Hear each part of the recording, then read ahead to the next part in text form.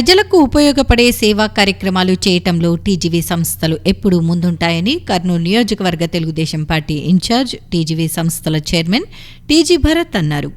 శ్రీశైలంలో నూతనంగా నిర్మించిన మల్లికార్జున అన్నసత్ర సంఘం టీజీ లక్ష్మీ వెంకటేష్ భవన్ నిర్వాహకులు కర్నూలు నగరంలోని మౌర్య ఇన్లోని టీజీ భరత్ కార్యాలయంలో ఆయనను కలిశారు. మల్లికార్జున అన్నసత్ర సంఘానికి టీజీవీ సంస్థల తరఫున 1 కోటి రూపాయలు ఇదివరకే విరాళమిచ్చారు. ఈ నేపథ్యంలో అన్నసత్ర సంఘం తరపున గౌరవప్రదంగా టీజీ భరత్ను కలిశారు. టీజీ భరత్ను షాల్వాతో సత్కరించి జ్ఞాపికను అందజేశారు.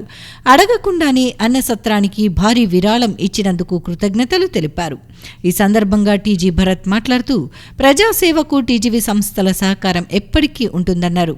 విద్య, వైద్యం, క్రీడలతో పాటు ఇతర కార్యక్రమాలకు తాము సహకరిస్తూనే ఉంటున్నట్లు తెలిపారు. ఈ కార్యక్రమంలో అన్నసత్ర సంఘం అధ్యక్షులు శ్యామ్ సుందర్, సెక్రటరీ శ్రీరాములు, ట్రెజరర్ సాయి కుమార్, ఆర్యవైశ్య నాయకులు రాజగోపాల్, ఇల్లూరి లక్ష్మయ్య, కార్యవర్గ సభ్యులు రామకృష్ణ, చిదంబరం, సురేష్, రవి, ఆంజనేయులు, రమేష్, చంద్ర, విష్ణు తదితరులు పాల్గొన్నారు. నగరంలోని అవోపా సేవా సదన్లో అవోపా ఆధ్వర్యంలో ఏర్పాటు చేసిన ఆర్యవైశ్య విద్యార్థుల ప్రతిభా పురస్కారాల పంపిణీ కార్యక్రమంలో రాజ్యసభ మాజీ సభ్యులు టీజీ వెంకటేష్, యువ పారిశ్రామికవేత్త టీజీ భరత్ ముఖ్య అతిథులుగా పాల్గొన్నారు. ఈ కార్యక్రమంలో పారిశ్రామికవేత్త టీజీ శివరాజ్తో పాటు అవోపా ప్రతినిధులు పాల్గొన్నారు. ఈ సందర్భంగా ప్రతిభ కనబర్చిన ఆర్యవైశ్య విద్యార్థులకు ప్రతిభా పురస్కారాలను పంపిణీ చేశారు. అనంతరం జరిగిన సమావేశంలో రాజ్యసభ మాజీ సభ్యులు టీజీ వెంకటేష్ మాట్లాడుతూ ఆర్యవైశ్యులు సేవా కార్యక్రమాలతో పాటు ఐకమత్యాన్ని చాటాల్సిన అవసరం ఉందని అన్నారు. ఆర్యవైశ్యులు ఐక్యతను చాటినప్పుడే అందరూ గౌరవించేందుకు అవకాశం ఉంటుందని వివరించారు. శతాబ్దాల చరిత్రను పరిశీలిస్తే ఆర్యవైశ్యులు సేవా కార్యక్రమాలకు ప్రతీకగా నిలిచారని వివరించారు. ప్రపంచంలోని ఆర్యవైశ్యులందరినీ ఏకతాటిపైకి తీసుకువచ్చేందుకు ప్రపంచ ఆర్యవైశ్య మహాసభను ముందుకు తీసుకెళ్తున్నామని వివరించారు. ఆర్యవైశ్యులు వ్యాపారాలు చేసి ప్రభుత్వాలకు పన్నులు కడుతూనే మైనారిటీలకు సేవా కార్యక్రమాలను అందిస్తున్నారని చెప్పారు. కర్నూలు నగరంలో అవోపా ఆధ్వర్యంలో సేవా కార్యక్రమాలు అందరికీ ఆదర్శప్రాయంగా నిలుస్తున్నాయని వివరించారు. కర్నూలులో అవోపా ఆధ్వర్యంలో ఏర్పాటు చేసిన మహిళల వసతి గృహాన్ని శరవేగంగా నిర్మిస్తున్నారని, దానిని త్వరలోనే ప్రారంభిస్తామని చెప్పారు.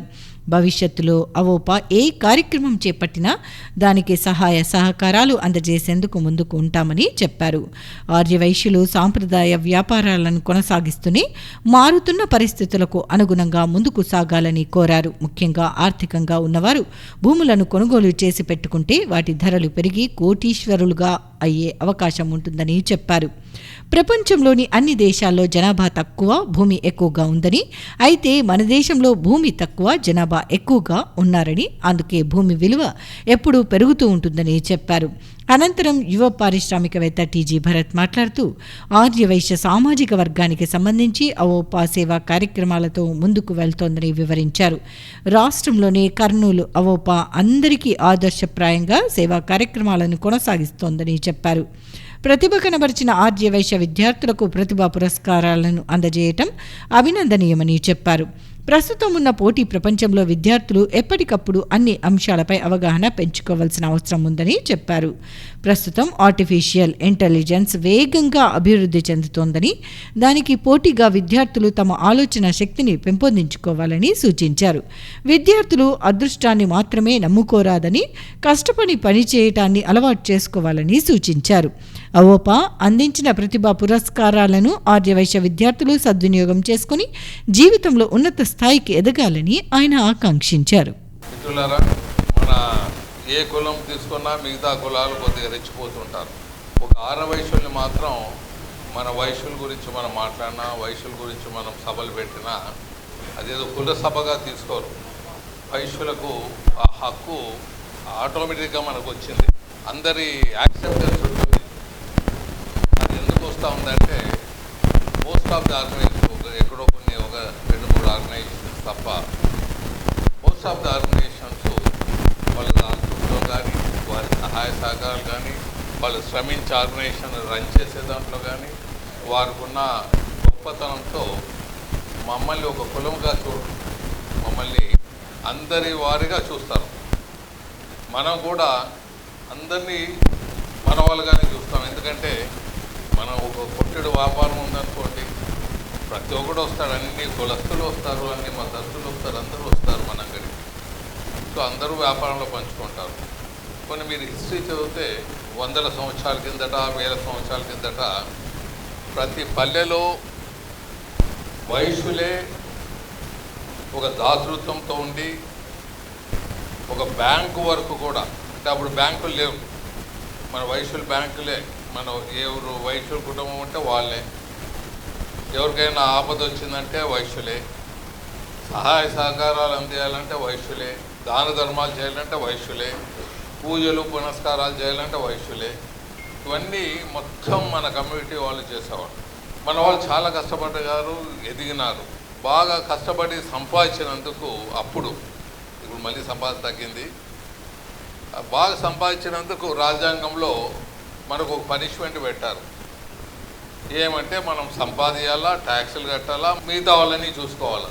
మనల్ని మనం చూసుకునే దానికి రాజ్యాంగంలో ఏమీ లేదు. మనల్ని మనమే చూసుకోవాలి. సో అందుకే ఇటువంటి సంస్థలు, అవప్ప లాంటి సంస్థలు ముందుకు వచ్చి ఒక ఎంకరేజ్మెంట్గా పిల్లలు ఎడ్యుకేట్ చేస్తే, మంచి మార్కులు వస్తే వాళ్లకు ఇంకా సహాయ సహకారాలు అందిస్తూ, ఇచ్చే డబ్బుల కన్నా ముఖ్యం వారి ఎంకరేజ్మెంట్, ఒక విధమైన ప్రోత్సాహం వారికి ఇవ్వటం వల్ల ఇంకా ఎక్కువ వాళ్ళు ఫలితాలు చూపించేదానికి అవకాశాలు ఉంటాయి.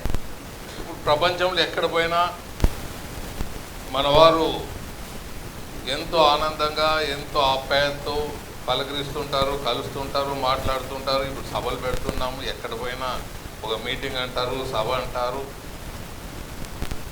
ఇది నిజంగా ఇది ఒక విధంగా ఒక శక్తిని పెంచుకోవటం. మనకి ఎన్నో ఆర్గనైజేషన్స్ ఉంది, దాంట్లో కొద్దిగా నేను వరల్డ్ ఆర్గనైజేషన్ మహాసభలో ఈ లోపల ఎక్కువ ఇన్వాల్వ్మెంట్ అవుతున్నాను. అది ఎందుకంటే ప్రపంచంలో మన వాళ్ళు అన్ని దగ్గరలో ఉన్నారు. మనం ఒక స్ట్రెంత్ చూపితే కానీ మనల్ని గౌరవించారు. మనం సేవలు చేసేదానికన్నా ఎక్కువగా మనం ఎక్కడ చూసినా, ఎప్పుడు చూసినా మన బలం చూపించాలి, మన స్ట్రెంత్ చూపించాలి, మన కలయిక చూపాలి. అప్పుడు అందరూ మమ్మల్ని చూసి గౌరవించేదానికి అవకాశాలు ఉంటాయి. ఇది జీవితంలో మర్చిపోరాదని అందరికీ తెలియజేస్తున్నాను. శరవేగంతో అవోపో కింద ఒక వైశ్య హాస్టల్ ఉమెన్స్ హాస్టల్ పూర్తి చేస్తున్నారు. దాన్ని నిర్వహిస్తున్న వారికి అందరికీ మరొకసారి ధన్యవాదాలు తెలియజేస్తున్నారు. బాగానే కార్యక్రమాన్ని, కన్స్ట్రక్షన్ యాక్టివిటీస్ ఆల్మోస్ట్ అన్ని ఫ్లోర్స్ కంప్లీట్ అవుతున్నాయి. ఫినిషింగ్ కోర్స్ చేయాలి. త్వరలో అది కూడా ప్రారంభించేదానికి అవకాశాలు ఉంటాయి. ఇంకా ఏమన్నా అవప్ప వాళ్ళు ముందుకు తీసుకొని వస్తే దానికి ఎల్లప్పుడూ సహాయ సహకారాలు అందిస్తామని సభ. జై వాసవి మాత, జై గోమాత, జై AVOPA. Thank you sir. So మీ అందరికి తెలుసు అవోపా అంటే మోస్ట్ డిసిప్లిన్డ్ ఆర్గనైజేషన్. మన వైశ్యాస్లో ఎన్నో ఆర్గనైజేషన్స్ ఉన్నాయి, బట్ అవోపా మాత్రం టాప్లో ఉంటుంది. అంటే డిసిప్లిన్ కానీ, కండక్టింగ్ ఆఫ్ మీటింగ్స్ కానీ, ఏదైనా ఒక పని చేయడం అంటే ఒక సిస్టమాటిక్గా చేస్తారు. సో అందుకని అంత డిసిప్లిన్డ్ ఆర్గనైజేషన్. స్టేట్లో కూడా మన Kurnool one of the example అయిందనమాట. ఎవరైనా ఎగ్జాంపుల్ తీసుకుంటే అవోపా కర్నూలు వాళ్ళు చేస్తారు చూడండి, వాళ్ళ లెక్క మనం చేయాలా అని చెప్పి ఎగ్జాంపుల్ తీసుకుంటుంటారు. It's a great thing. అంటే ఇట్స్ ఎ టీమ్ వర్క్. ఒక్కళ్ళు కాదు, అందరు కలిసికట్టుగా. బయట ఎట్లన్నా ఉన్నాయంటే అవోపాలో జాయిన్ అయ్యి వాళ్ళ పొజిషన్ వచ్చిందంటే ఆటోమేటిక్గా చేంజ్ అయిపోతారు. అది ఏమో ఇక్కడ మ్యాజిక్ ఏమో తెలియదు, కానీ చెప్పకుండా కరెక్ట్గా సిస్టమేటిక్గా అన్నీ ప్రాపర్గా ప్లాన్డ్గా వాళ్ళే అడిగి చేస్తుంటారు. మామూలుగా మిగతా ఆర్గనైజేషన్స్ ఏదైనా చేయాలంటే ఎంత వెంటపడాలా, ఎంత కష్టపడాలా నేను చూస్తుంటా కదా, నాకు ఐడియా ఉంది. బట్ ఇక్కడ అవోపాలో జాయిన్ అయిన వెంటనే, పొజిషన్ వచ్చిన వెంటనే ఎవరు చెప్పే పనిలే, ఆటోమేటిక్గా లైన్లో ఫాలో అయిపోతారు అనమాట. ఇట్స్ ఎ గ్రేట్ థింగ్ అండి. ఎందుకంటే పెద్దలు ఒక పాయింట్స్గా తీసుకొని వచ్చి ఓ సిస్టమేటిక్గా రన్ చేసిన దానికి ఈరోజు అంత పేరు తెచ్చుకోగలిగినారు.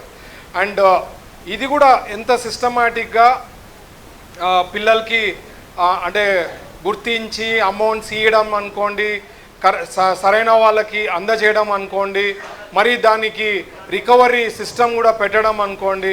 బాధపడకుండా దాన్ని రికవరీ చేయడం అనుకోండి, ప్రతి ఒక్కటి మోస్ట్ సిస్టమాటిక్. ఇప్పుడు కూడా చూసారా నాగేశ్వరరావు గారు, కూపన్ తీసుకోవాలంటే లేదు, కూపన్ తీసుకొనే నేను తీసుకుంటాను టికెట్ అంటే ఎవ్రీబడి వెరీ వెరీ సిస్టమాటిక్గా రన్ అవుతుంది కాబట్టి ఇట్స్ బీన్ వెరీ సక్సెస్ఫుల్. ఎన్నో మంచి మంచి ఈవెంట్స్ కానీ ఇట్లాంటి ఇవే కాదు ఎన్నో చేశారు కాబట్టి that is why it's been very successful. ఒకటి నేను స్టూడెంట్స్కి చెప్పేది ఏమంటే, నాకుండే అవగాహనతో ఎప్పటి నుంచో చెప్తామంటే ఆర్టిఫిషియల్ ఇంటెలిజెన్స్ అనేది ఒకటి వస్తూ ఉందమ్మా. ఇప్పుడు మీరు ఇంజనీరింగ్ అన్నా చదవచ్చు, లేదంటే బైపీసీ చదవచ్చు, ఏదన్నా కావచ్చు, but it is going to be revolutionary changes అయిపోతుంది. అంటే it is going to be very difficult ఫ్యూచర్లో జాబ్స్ తెచ్చుకోవడం కానీ ఇట్ ఈస్ సో డిఫికల్ట్. ఇంకా కమింగ్ ఇయర్స్ మీరు ఎంత టాప్ ఉన్నా ఏమున్నా చాలా కష్టమైన పని అనమాట తెచ్చుకోవడం. ఎందుకంటే అని అంటే మొన్ననే ఈ మధ్య ఒకటి రేడియాలజీ దాంట్లో చూశాను, టాప్ రేడియాలజిస్ట్ని ఒక అంటే ఫిలిమ్స్ తీసి పేషెంట్స్ పైన రీసెర్చ్ చేసి వాళ్ళ పాయింట్స్ చెప్పమని చెప్పారు.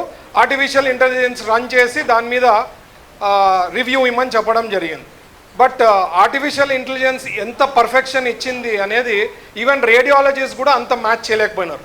అంటే రాను సో అంటే ఇప్పుడు జస్ట్ రేడియాలజీ అట్లా ఇంకా ఎన్నోటి కావచ్చు. మీరు ఇప్పుడే చూస్తుంటారు కొన్ని ఆపరేషన్స్ ఎక్కడో ఫారెన్ నుంచి రోబోటిక్ దాంతో పెట్టుకొని డాక్టర్ అక్కడ ఆపరేట్ చేస్తే ఇక్కడ ఆపరేషన్స్ అయ్యే స్టేజ్కి వచ్చేసింది already.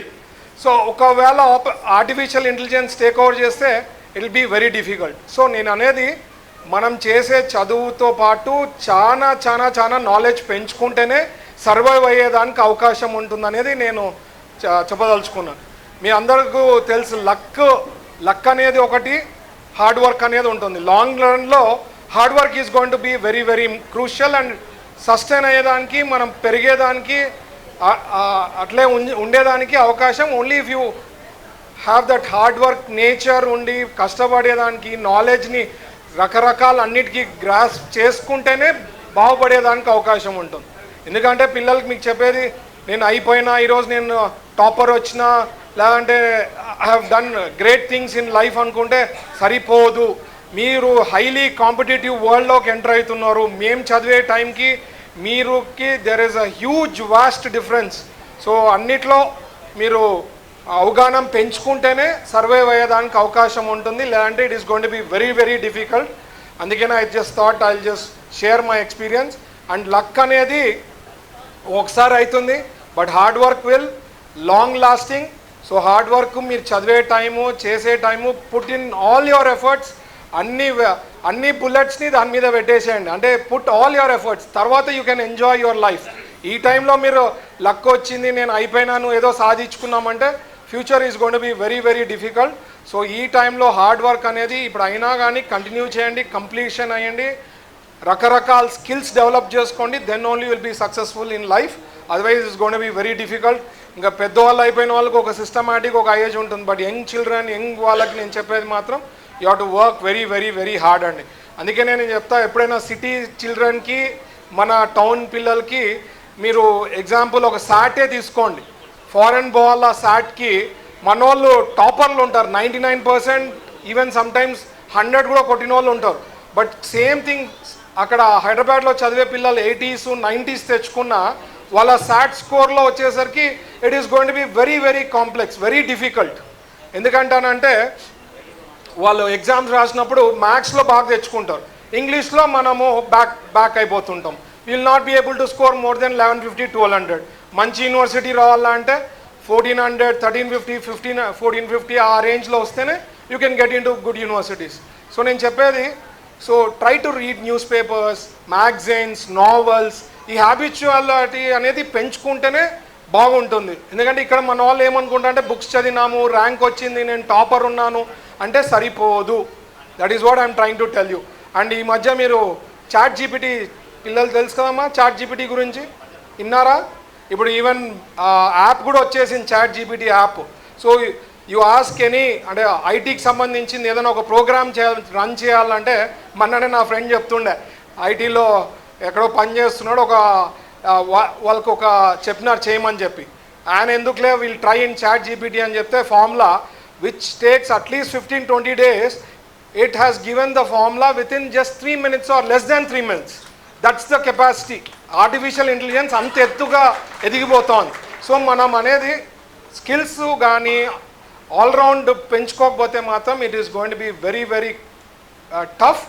So put in all your efforts, డిఫరెంట్గా ఆలోచించండి, డిఫరెంట్గా చేయండి, then only will be apart from other children కన్నా అపార్ట్గా ఉండేదానికి ఉంటుంది, సక్సెస్ అయ్యేదానికి అవకాశం ఉంటుంది. రాష్ట్రంలో న్యాయవాదులకు రక్షణ లేకుండా పోతోందని కర్నూలు బార్ అసోసియేషన్ నాయకులు కోర్టు ముందు ఆందోళన చేపట్టారు. బెజవాడ బార్ అసోసియేషన్ సభ్యులు లాయర్ ఆదిశేష విఠల్ను దారుణంగా హత్య చేసినందుకు నేడు న్యాయవాదులు రాష్ట్ర వ్యాప్తంగా విధులు బహిష్కరించి ఆందోళన చేపట్టారు.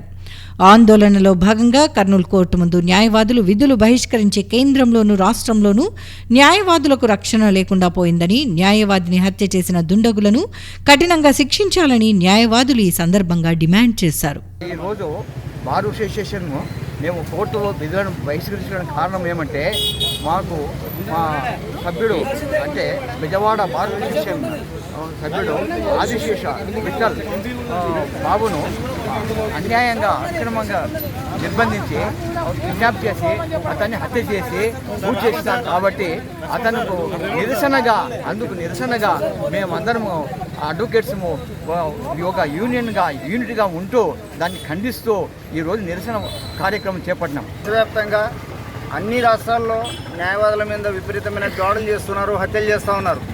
ప్రధానంగా ఆంధ్రప్రదేశ్లో అనేక ప్రాంతాల్లో న్యాయవాదుల మీద దాడులు చేస్తూ ఉన్నారు, హత్యలు చేస్తూ ఉన్నారు. మొన్న విఠల్ మీద హత్య చేశారు. అది ప్యూర్లీగా దౌర్జన్యకరమైనటువంటి హత్య. అది న్యాయవాదులకు ఎలాంటి రక్షణ లేకుండా పోతూ ఉంది రాష్ట్రంలో కానీ దేశంలో కానీ. అందుకే మేము న్యాయవాదులకు ప్రత్యేకమైనటువంటి ప్రొటెక్షన్ యాక్ట్ తీసుకురావాలని చెప్పి ప్రత్యేకమైనటువంటి డిమాండ్ చేస్తున్నాము.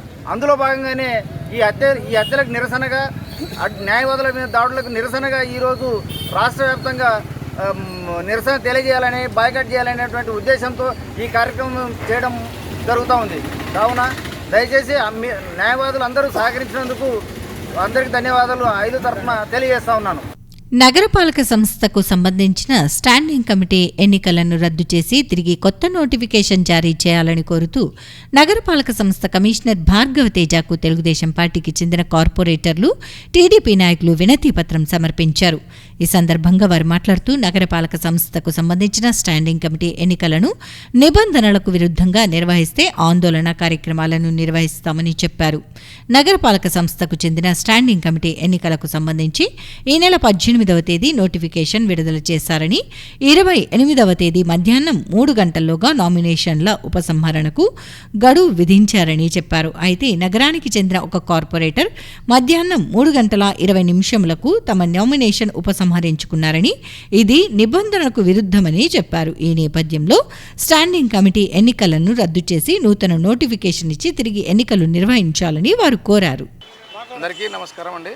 స్టాండింగ్ కమిటీ ఎలక్షన్స్కి 18వ తారీఖు నోటిఫికేషన్ ఇవ్వడం జరిగినది. 28వ తారీఖు విత్డ్రా ఉంటే ఆ రోజు విత్డ్రా చేసుకోవాలి 3 గంటలకి. 3 గంటలకి విత్డ్రా చేసుకున్నది 3:20, దాదాపుగా 3:20కి విత్డ్రా చేసుకోవడం జరిగినది క్రాంత్ అనే ఒక కార్పొరేటరు. కాబట్టి ఈ విషయంలో మేము వచ్చేసి మీరు ఏ విధంగా ఎలక్షన్స్ ఏకగ్రీవం చేస్తారు, దీన్ని ఏ విధంగా ఏ పరిధిలో తీసుకుంటున్నారు అనేది మేము డిమాండ్ చేస్తున్నాం. దయచేసి చెప్తున్నాం, ఈ ఎలక్షన్ ఏదైతే ఇచ్చినారో దీన్ని రద్దు చేసి పూర్తి మళ్ళీ ఎలక్షన్స్కి వెళ్ళిపోవాలని కోరుకుంటున్నాం. లేని పక్షంలో అదే మెంబర్స్తోని ఇప్పుడు ఈ నోటీస్ మీదనే ఎలక్షన్లు జరపాలని చెప్పి కోరుకుంటున్నాం. ఇది చట్ట విరుద్ధం, రూల్స్ అండ్ రెగ్యులేషన్స్కి విరుద్ధంగా జరపడం వలన మేము దీన్ని పూర్తిగా ఖండిస్తున్నాం. Thank you. Standing committee elections 18వ తేదీ నామినేషన్ వేసినారు. 28వ తేదీ విత్డ్రా చేసుకోవాలని చెప్పినారు. విత్డ్రా చేసుకునే టైంలో క్రాంతి అనే కార్పొరేటరు టైంకు మించి అంటే 3 గంటలకు విత్డ్రా అయ్యేది 3:30కు విత్డ్రా చేసుకున్నారు. కాబట్టి దీన్ని మేము తప్పుగా భావించి మరి యథావిధంగా స్టాండింగ్ కమిటీ ఎలక్షన్స్ జరపాలని కోరుతున్నాము.